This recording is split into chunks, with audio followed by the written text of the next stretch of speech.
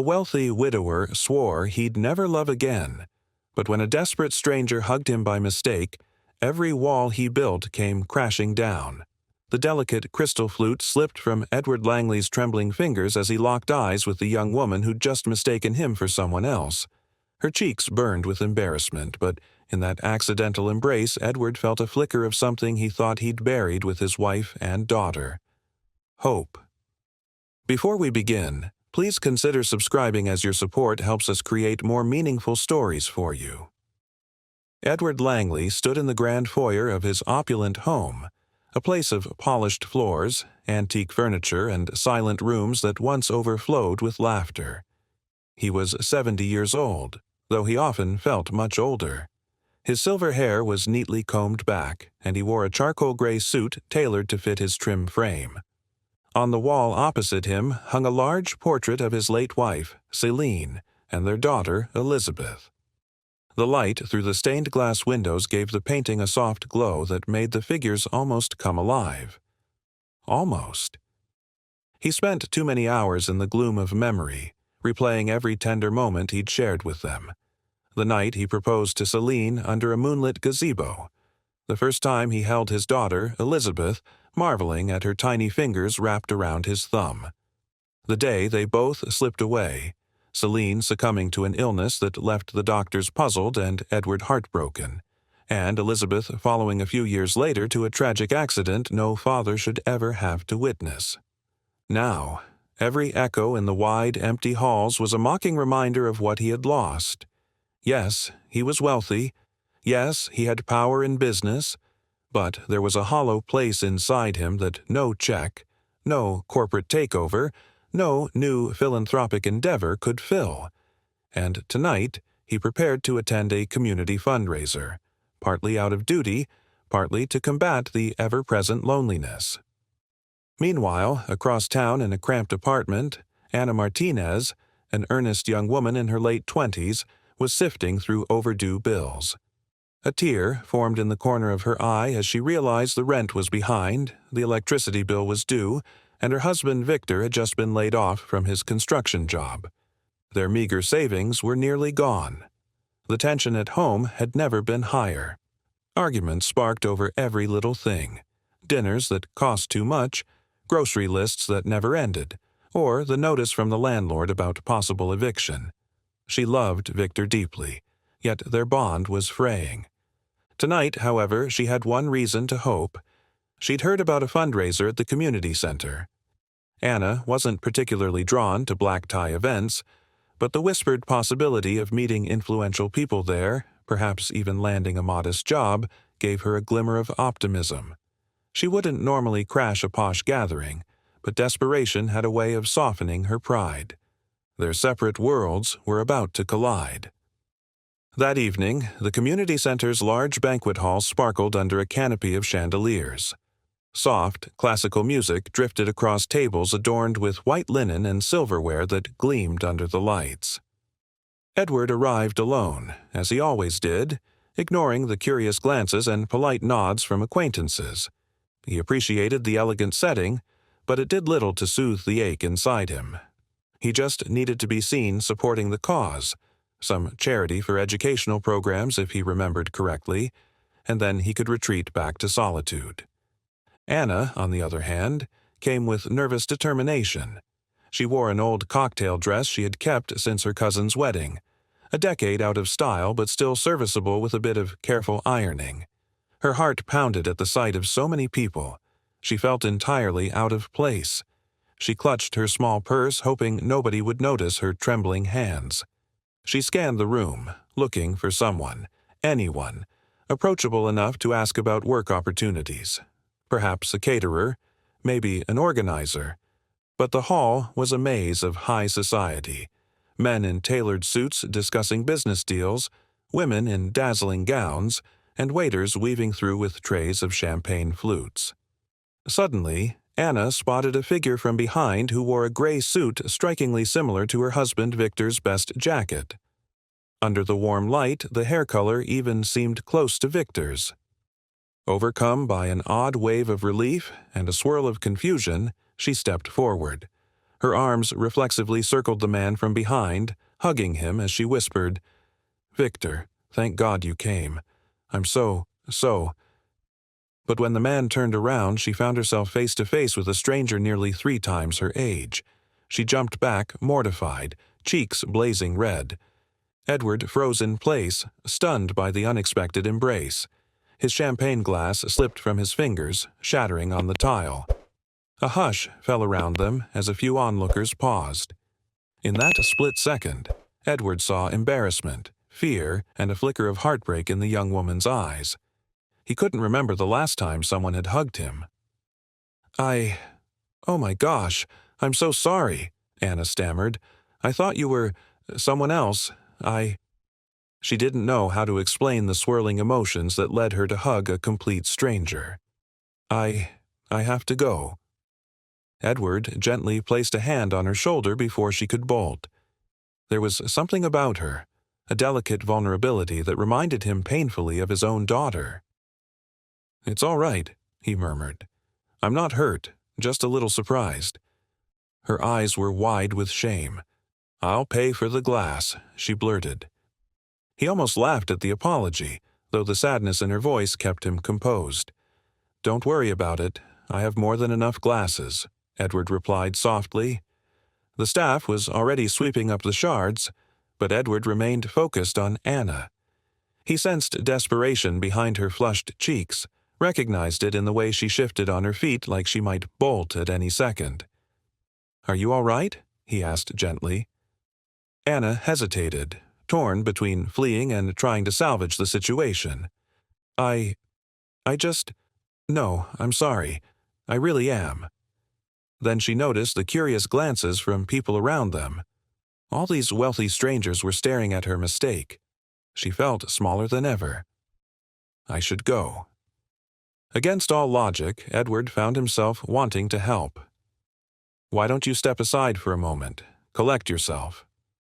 He motioned toward a quieter corner of the room near an ornate fountain. "I promise I won't bite." She allowed him to guide her away from the onlookers. Amid the soft trickle of water, Anna managed to breathe again. She repeated her apology, tears threatening to spill. Edward shook his head kindly. "It was an accident. Let's leave it at that." He paused. "Are you here alone?" She admitted that she was, feeling a mix of shame and relief to be telling someone, anyone.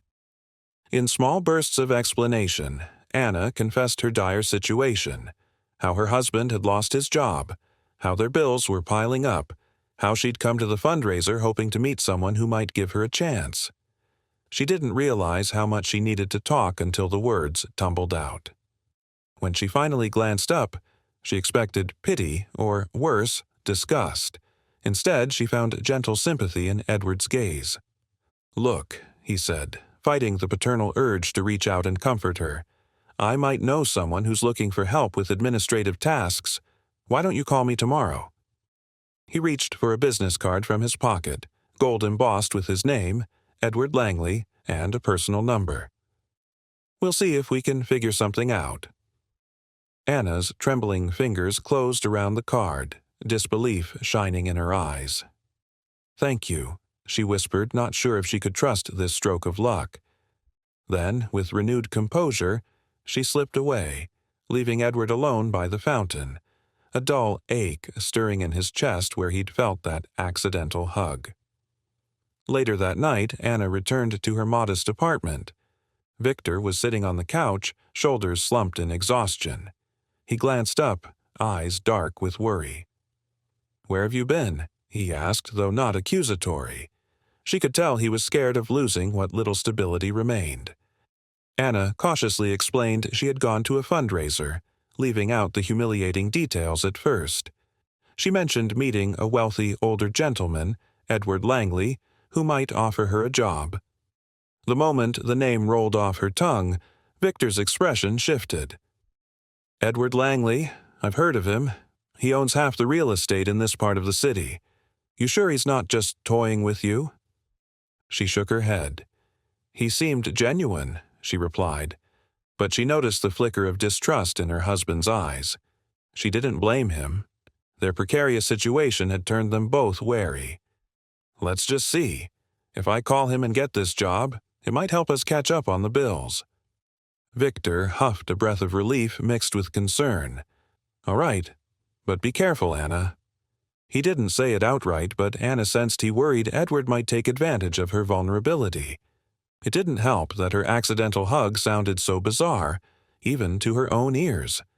Yet desperation outweighed fear. The next morning, Anna mustered her courage and called the number. Edward answered, his tone pleasant but measured. He invited her for a brief interview at his estate that afternoon. Nervous excitement pulsed through her. Anna arrived at Edward's estate in a rumbling city bus that dropped her off 2 blocks away from the main gate. The mansion stood on a sprawling expanse of manicured lawn, complete with flower beds bursting with color. Tall gates adorned with ornate ironwork opened as she approached, courtesy of a discreet security system. She couldn't help feeling like she was trespassing into a world far out of her league. At the door, she was greeted by Sylvia, an older housekeeper with kind eyes. Sylvia led her into a tastefully decorated sitting room. Though the furniture was lavish, it somehow felt inviting, like a home that had once been filled with genuine warmth, only to have that warmth dimmed by loss. Edward joined them after a few minutes, dressed in a simple collared shirt and slacks, no longer in his formal suit. The two exchanged polite greetings, and Edward led Anna to a small study. The walls were lined with floor-to-ceiling bookshelves, and a large window overlooked the estate gardens. "Thank you for coming," Edward said, gesturing for her to sit. "I'm not entirely sure what tasks you can handle yet, but I do know I need help with my personal and some business affairs. I'm used to managing things alone, but it's gotten overwhelming." Anna nodded, eager to prove herself. "I've worked administrative jobs before. I can organize files, handle calls, manage a schedule, pay bills online, anything you need." Edward studied her earnest expression, feeling a pang of empathy. "I don't doubt your abilities. Let's consider this a trial period. You'll work here Monday through Friday. Flexible hours for now, and we'll see if it's a good fit." Relief flooded Anna's face, but she also felt an odd sense of responsibility. She wanted to make sure she didn't disappoint this man who was offering her a lifeline. She tried to ignore the faint echo of guilt. Victor's cautious warning echoed in her mind. But Edward seemed genuine, and she told herself she couldn't let fear stand in the way of a job they so desperately needed. Over the next few weeks, Anna's responsibilities steadily increased. She organized Edward's filing cabinets, which contained decades of business contracts, property deeds, and personal documents. She consolidated appointments and fielded calls from potential business partners. While Edward was semi-retired, he still had a hand in various philanthropic endeavors. Anna found herself liaising with charity directors, coordinating donations, and scheduling lunches with dignitaries. Edward watched her with quiet approval. She was diligent, and though she occasionally fumbled, nervous about making mistakes in front of such a powerful man, she caught on quickly. In the evenings, she would gather her purse, say goodnight to Edward, and hurry home to Victor, who alternated between gratitude and a suspicious edge. "Did he pay you on time?" Victor would ask each Friday, scanning Anna's expression for any sign of distress. "Yes," Anna would reply gently. She'd show him the paycheck, more than either of them expected. "We can cover the rent now, maybe get a little ahead." Victor's tense shoulders would relax momentarily, but there was an undercurrent of unease. Anna suspected it was pride. Victor had always been the breadwinner, and the sudden role reversal stung him more than he admitted. Despite the financial relief, arguments bubbled up now and then. Victor would ask if Anna was spending too much time with Edward, or if the older man was a bit too friendly. She'd reassure him that Edward was respectful, distant even, like he was afraid to get too close emotionally. The real truth, though, was that sometimes she caught Edward gazing at her with a wistful, almost fatherly longing. She remembered him mentioning the loss of his wife and daughter, though only in passing. Anna wondered if she reminded him of the love he once had in his home. It was a thought both comforting and terrifying. As the weeks turned into months, Anna and Edward found a quiet rhythm in their working relationship. The estate's hush, once suffocating, became a backdrop to measured conversation, the clicking of keyboards and the rustle of papers. Occasionally, Edward would invite Anna to stay for a light lunch in the sunroom, where she'd gently coax him into sharing stories of his past. He spoke of Celine, how they met at a gallery opening, how she had an eye for art and a heart for those in need. He spoke of Elizabeth, a bright and spirited girl who dreamed of traveling the world. Whenever Edward mentioned them, his voice took on a tremor that Anna recognized as grief, carefully contained. Sometimes Anna would share her own struggles, how she'd grown up in a humble household with 5 siblings, how she aspired to become a teacher but couldn't afford tuition, and how she'd married Victor young, certain that together they could conquer the world. Edward listened with an attentiveness that both comforted and embarrassed her. She'd never expected an employer to care about her life story. Yet, with each passing day, a paternal warmth blossomed in Edward's presence. He found himself anticipating Anna's arrival. The mansion no longer felt so silent, with her footsteps echoing in the halls, her gentle greeting each morning, and her laughter whenever they shared a small joke. One afternoon, he walked into his study to find Anna carefully dusting framed photographs on his desk. She'd paused on one photo in particular, Edward, in his younger years, holding a giggling Elizabeth. Anna turned, startled to be caught. "I'm sorry, I was just—" He shook his head, forcing a small smile. "No need to apologize." A heavy silence lingered. "You remind me of her sometimes," he admitted. He looked down, suddenly self-conscious. "Not in every way, but your optimism. I used to see that in my daughter's eyes." Anna felt her heart clench. She wanted to hug him, to tell him it was okay to miss them so fiercely, but she kept a respectful distance, simply placing the photo back in its place. In that moment, she understood the depth of his loneliness, and she felt an echo of her own longing, for a father figure she'd lost early in life, and for the security that had vanished in her adult years. While Anna's professional life blossomed, her personal life grew more complicated. Victor's job search dragged on, and his frustration mounted. He struggled with the idea that his wife was now the primary provider, and though he admired her determination, a seed of resentment took root.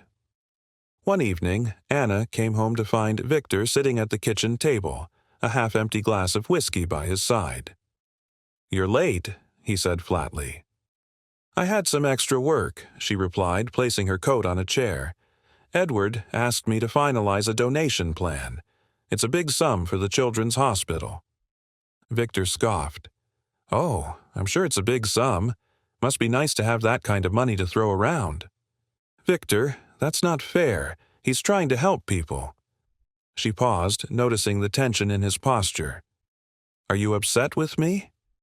He stared into his glass. "I just don't get why a rich old man would hire you out of the blue and pay you so well. It's too good to be true." Anna bristled. "He's not like that. You've met him once, briefly. He's never been anything but respectful." She swallowed her own frustration. "Don't you trust me?" Victor closed his eyes. "I trust you, Anna. It's him I'm not so sure about." Their apartment felt more claustrophobic than ever. A heaviness settled between them. They needed the money, and Anna found her work fulfilling. Yet the old dynamic of their relationship had shifted. That night, they slept on opposite sides of the bed, hearts burdened by unspoken fears.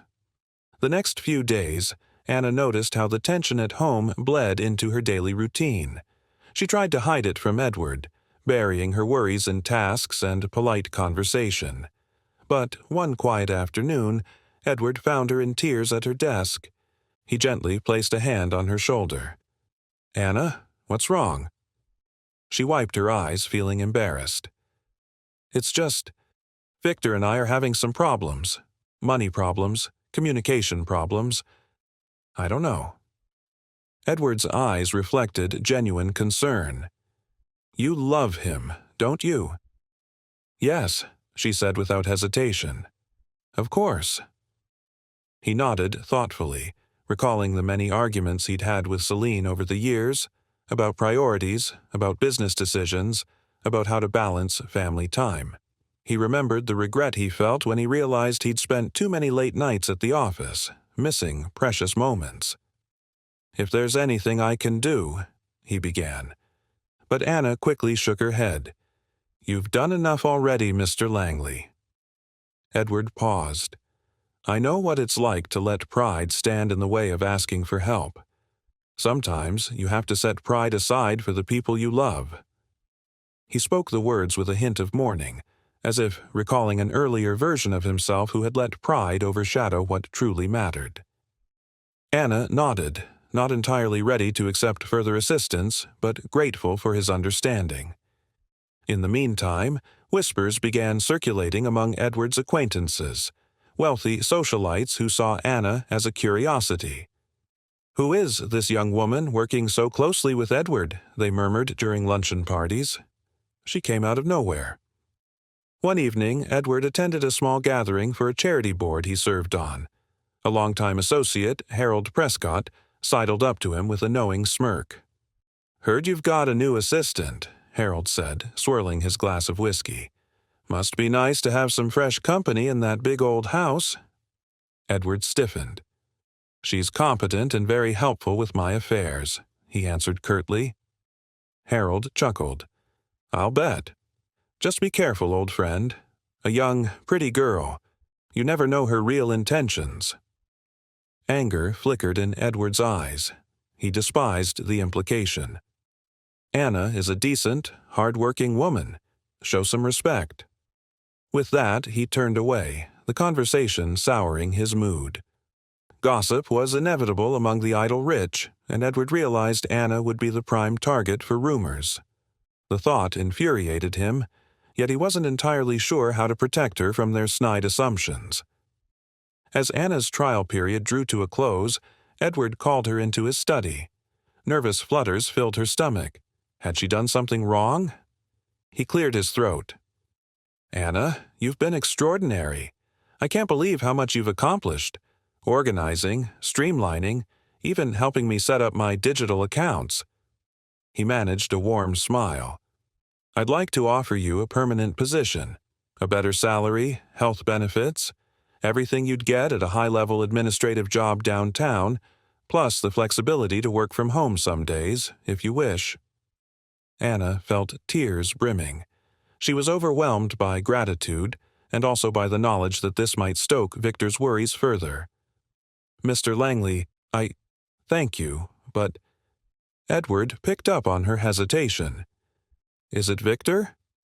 She nodded slowly, ashamed that her husband's insecurities might derail this opportunity.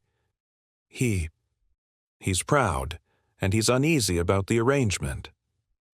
Edward exhaled quietly. "I see." There was a long pause. "I'd be happy to talk to him if you think it would help. I can explain that my intentions are purely professional." Yet he knew, deep down, there was something more than professional about the care he felt for Anna, something paternal. But it was an emotion based on respect and a mutual sense of belonging, not any impropriety. Anna hesitated. "I appreciate the offer. Maybe that's what we need. A conversation." Her mind swirled with anxiety, but she agreed to arrange a meeting. Over the next few days, Anna mulled over how to introduce Edward to Victor in a setting that wouldn't feel hostile. She knew her husband's pride was easily wounded, and she recognized Edward's own vulnerability. He masked it well, but she'd seen the cracks in his composure. Eventually, they decided on a simple dinner at the Langley estate. Anna worried the grand surroundings might intimidate Victor, but Edward offered to keep it small, just the three of them. He asked the housekeeper to prepare a modest meal, far from the lavish banquets he could have mustered. He wanted to present sincerity, not extravagance. On the evening of the dinner, Victor arrived in a tidy button-down shirt and slacks. Anna could sense his discomfort. He glanced at the high ceilings and the marble floors, looking as though he'd stepped into another world. Edward greeted him with a polite handshake and a welcoming smile, leading them to a cozy dining room rather than the massive, formal hall. The housekeeper served roast chicken with garden vegetables, a dish that smelled deliciously homey. They engaged in small talk at first: sports, news, city updates. Anna watched as Victor's shoulders slowly relaxed. Edward responded to every question with calm respect. He didn't flaunt his wealth, nor did he ignore Victor's presence. When the plates were nearly cleared, Edward leaned forward, hands folded. "Victor, I'd like to be forthright with you about why I hired Anna." Victor stiffened slightly, but he squared his shoulders. "All right." "I lost my wife several years ago," Edward began, his voice steady but tinged with sadness. "Then I lost my daughter, Elizabeth, in an accident. I'm not sure I ever recovered." He paused, letting the weight of those words settle. Anna bit her lip, recalling the intensity in his gaze whenever he spoke of his daughter. Edward continued, "For a long time, I thought burying myself in work and investments would fill that void. It never did. When I met Anna, I saw someone who was kind, earnest, and in need of a chance. If there's one thing I've learned, it's that we all need someone to believe in us. So, I took a risk and hired her. Selfishly, maybe I wanted a piece of that youthful hope in my quiet house." Victor listened intently, a mixture of empathy and skepticism in his eyes. "I can understand you've been through a lot," he said slowly. Edward pressed on. "I'm not offering Anna money out of pity or with any improper intentions. He hesitated, swallowing a lump in his throat. "I look at her and see a daughter I couldn't protect, and I know you may feel I'm overstepping. But please understand, my motives aren't questionable. They're human." A tense silence followed. Anna glanced at Victor, tears brimming in her eyes. She saw the walls of his suspicion start to crack. Finally, Victor nodded. I'm sorry if I misunderstood. It's not that I don't appreciate what you've done for Anna, for us. It's just my pride. I've always worked with my own hands. The idea of someone else stepping in to help—" He ran a hand through his hair. "But I see now that your losses—" He trailed off, fumbling for the right words. "That's something I can't even imagine." In that moment, two men, one young and grappling with the fear of failing his family, the other old and mourning a life he couldn't reclaim, found common ground. Their shared humility eased the tension. Edward extended his hand across the table. "I hope we can work together to support Anna and each other." Victor hesitated, then clasped Edward's hand firmly. A silent understanding passed between them.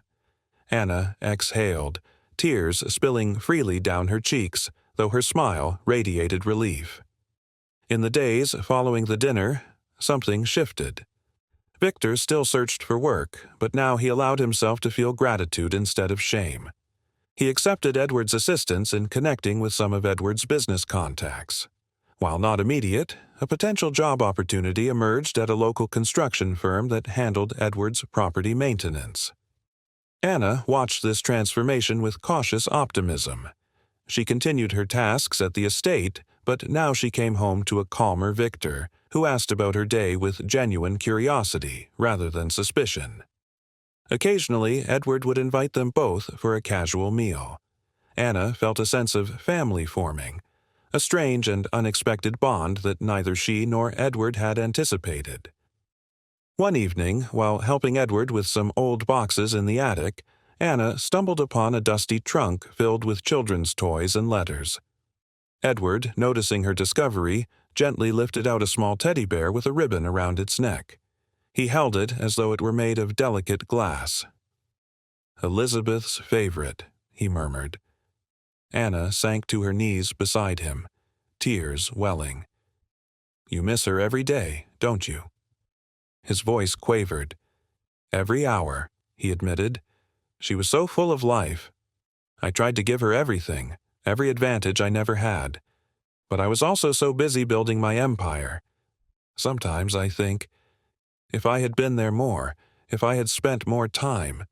His words choked off. Anna placed a comforting hand on his arm. Don't blame yourself. You loved her with everything you had. That's what matters. Edward smiled through his tears, hugging the teddy bear to his chest. For a moment he felt the acceptance he'd spent years chasing, the absolution he'd been unable to grant himself. With each passing month, the bond between Edward, Anna, and Victor solidified into something unmistakably familial. The estate grew warmer with the sound of conversation, the aroma of shared meals, and the gentle hum of companionship. Edward would find reasons to invite them over, not just for business, but to watch a baseball game on television or grill in the spacious backyard. He even set up a small vegetable garden, where Anna happily planted tomatoes and peppers, reminiscent of the garden her grandmother once kept. Eventually, Victor started his new job at the construction firm, proving himself a reliable worker. He came home each day proud to contribute financially once more, and with a new respect for Edward as a man who had not only extended a helping hand, but also entrusted him with a real opportunity. In a way none of them could have predicted, the accidental hug that brought Anna and Edward together blossomed into a deep, enduring connection. Anna would tease Edward about his strict scheduling habits, while Edward found joy in encouraging Anna's dream of returning to school to finish her teaching degree. He even quietly set aside a small scholarship fund in her name, though she didn't know it yet. "Why are you doing all this?" Anna asked one day, touched by his unwavering support. Edward looked at her kindly. "Because I realized that helping someone I care about is not an act of pity, it's an act of love, and I have love I still need to give." In the final moments of the narrative, picture Edward, Anna, and Victor gathered for a simple weekend lunch in the estate's sunlit garden. The tension that once weighed heavily on Anna's marriage is replaced with a renewed sense of partnership. Edward's loneliness has found a balm in their presence, and though his grief for Celine and Elizabeth will never disappear entirely, he has discovered a second chance to be needed, to love, and to be loved. Sometimes family isn't about blood. It's about the ones who step into your life when you least expect it, and fill the emptiness you thought would never be healed. If this story touched your heart, share it with someone who needs a reminder that hope can come in the unlikeliest of ways. Life teaches us that every hug, every helping hand, can be a second chance at love we never saw coming. If this story made you feel that kindness still exists, please like it and share it with someone who needs a reminder of hope. Because sometimes all it takes is a single hug, from a complete stranger, to ignite a bond that can heal old wounds and bring together the most unexpected of families. After all, love has a way of finding us when we least expect it.